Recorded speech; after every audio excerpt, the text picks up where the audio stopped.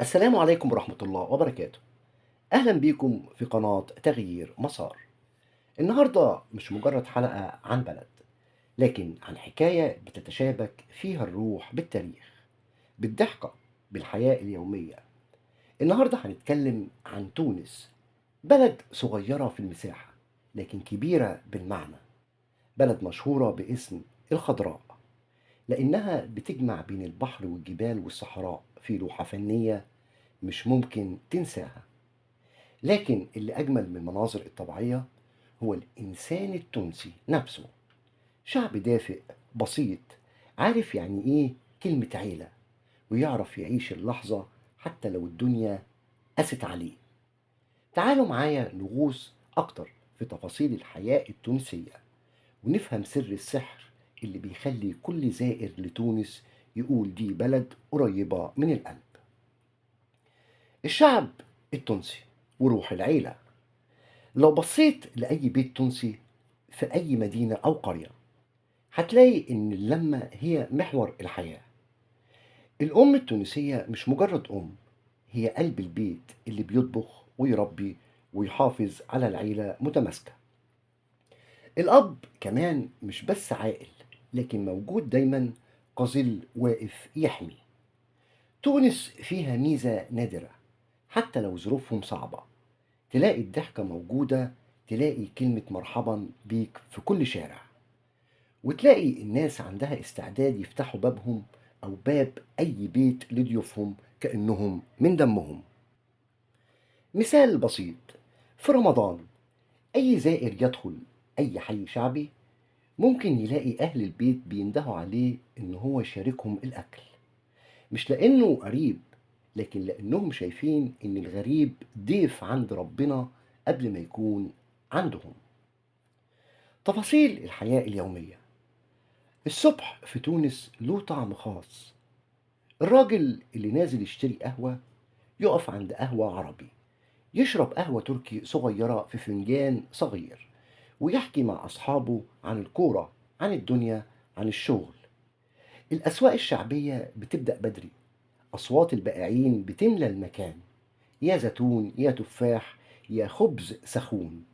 والجميل إنك تحس إن السوق مش مجرد مكان للبيع، لكنه مسرح حياة. الجدة اللي بتفاصل، الشاب اللي بيضحك وهو بيبيع الخضار، والطفل اللي بيجري بين الناس. أما عن العادات والتقاليد، تونس بلد عندها خليط عجيب من العادات، فيها من العرب، من الأمازيغ، ومن التأثير الأندلسي. الملابس التقليدية زي الجبة والشاشية مش بس قطعة قماش لكن رمز، تلاقي كبار السن لحد النهاردة لابسينها بكل فخر. في الأعراس التونسية كمان العيلة كلها بتتجمع، أصوات الزكرة والطبلة تملأ المكان، العروس بتتزين بالحناء والناس يرقصوا لساعات طويلة.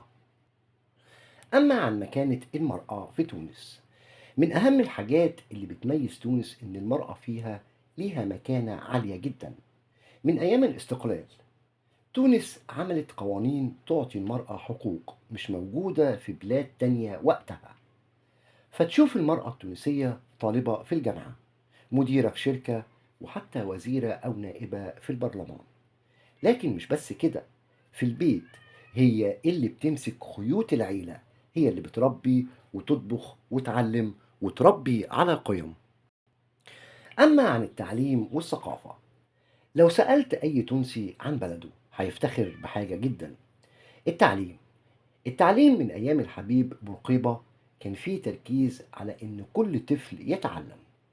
فتونس بقت من البلاد العربية اللي نسبة التعليم فيها عالية جدا. والأجمل إن الشعب بطبيعته قارئ. الكتب في تونس لها سوق واسع، والمعارض الأدبية والشعرية بتلاقي حضور جماهيري. يعني المثقف في تونس مش مجرد نخبة صغيرة، لا، الثقافة جزء من الشارع. كمان روح الفكاهة، أكتر حاجة تخلي الزائر لتونس يحبها بسرعة، خفة الدم. التونسي ممكن يواجه ظروف صعبة جدا، لكن دايما عنده كلمة ضحك، عنده نكتة، عنده طريقة يحول الموقف من وجع لابتسامة. في الشارع، في السوق، في الكافيه، تسمع هزار وضحك حتى لو الناس مش عارفين بعض. وده سر من أسرار بقاء الشعوب، القدرة على مقاومة الهم بالنكتة. أما عن المناسبات والاحتفالات، الأعياد في تونس لها طعم خاص. يعني في عيد الفطر مثلا تلاقي البيوت كلها عاملة حلويات تقليدية زي المقرود واليويو. وفي عيد الأضحى العيلة بتتجمع حوالين الأكل والشاي الأخضر بالنعناع. حتى الاحتفالات الصغيرة زي النجاح في المدرسة أو عودة قريب من السفر بتتحول لمناسبة عائلية كبيرة. سر دفء الشعب التونسي، ليه كل زائر لتونس بيحس إنه في بيته؟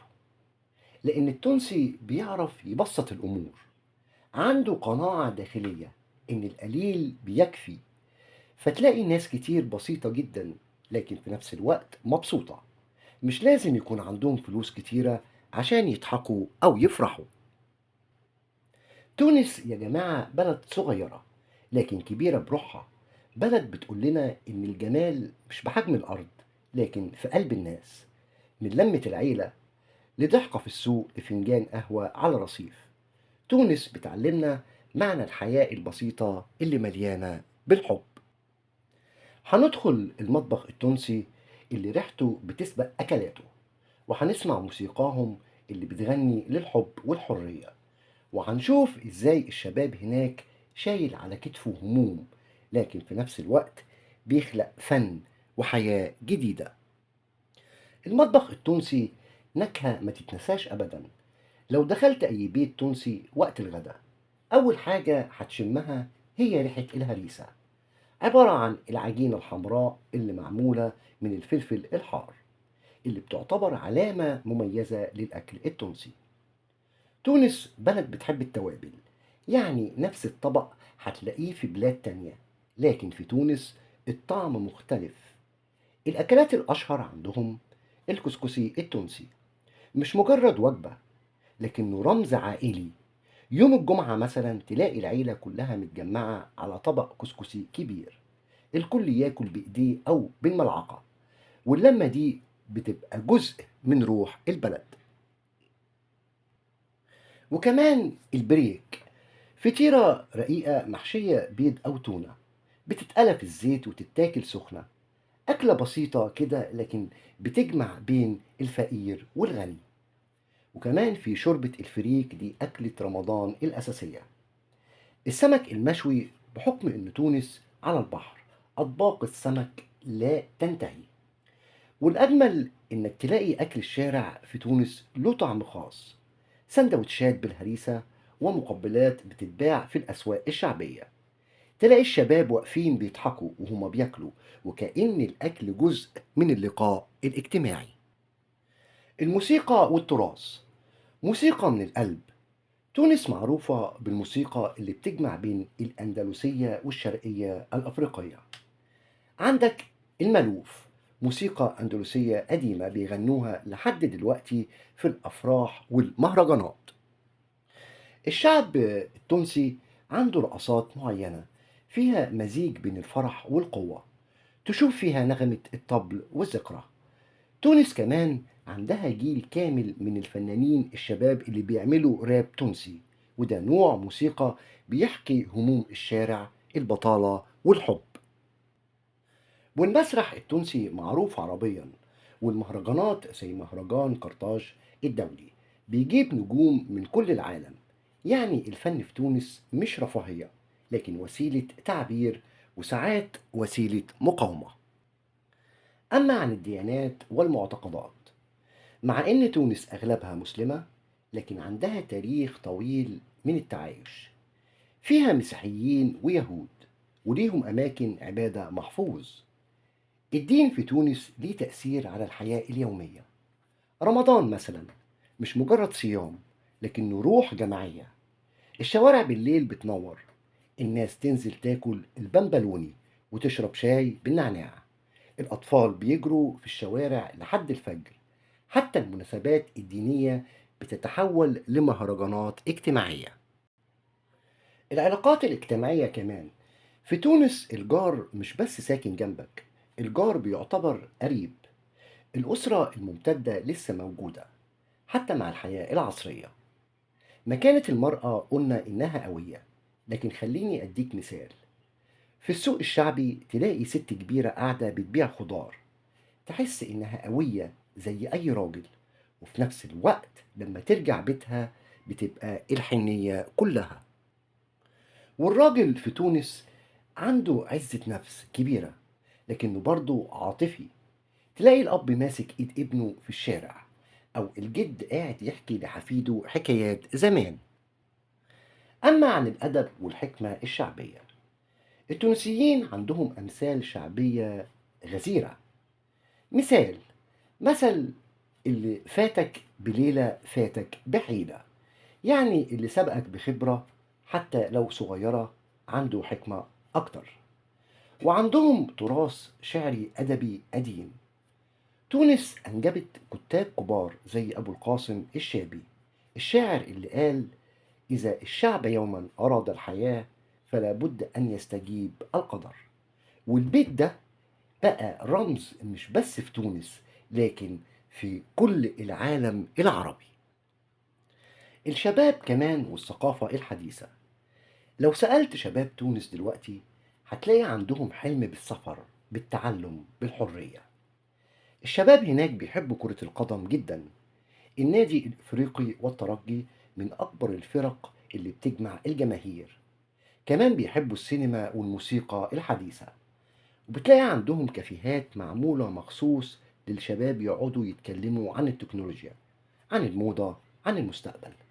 لكن في نفس الوقت، رغم صعوبات البطالة، عندهم قدرة على الابتكار. في شباب عاملين مشاريع صغيرة، مطعم أو حتى ستارت اب للتكنولوجيا. حقائق غريبة أو مثيرة، في تونس في قانون بيمنع تربية بعض الحيوانات جوه الشقق، وفي عادات غريبة زي إنهم يعلقوا يد فاطمة أو الخمسة على البيوت عشان تمنع الحسد. وفي بعض القرى لسه في عادات قديمة مرتبطة بالزواج، زي إن العريس يجيب خروف ويمشي بيه في الحارة قبل الفرح.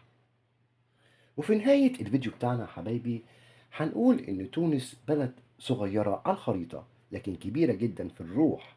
فيها مطبخ غني بالنكهات، فيها موسيقى بتحكي عن الماضي والحاضر، فيها كمان شباب بيحلم بمستقبل أفضل، وفيها أسرار بتخلي كل زاير يقول إن تونس مش بلد، تونس قصة.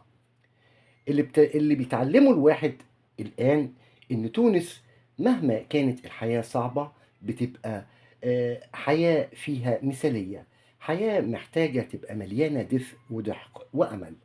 ودي رسالة تونس. رسالة تونس بتقول: أنا بلد بضحك رغم الصعاب، وبعيش رغم الجراح، وبحب رغم كل شيء. سلام.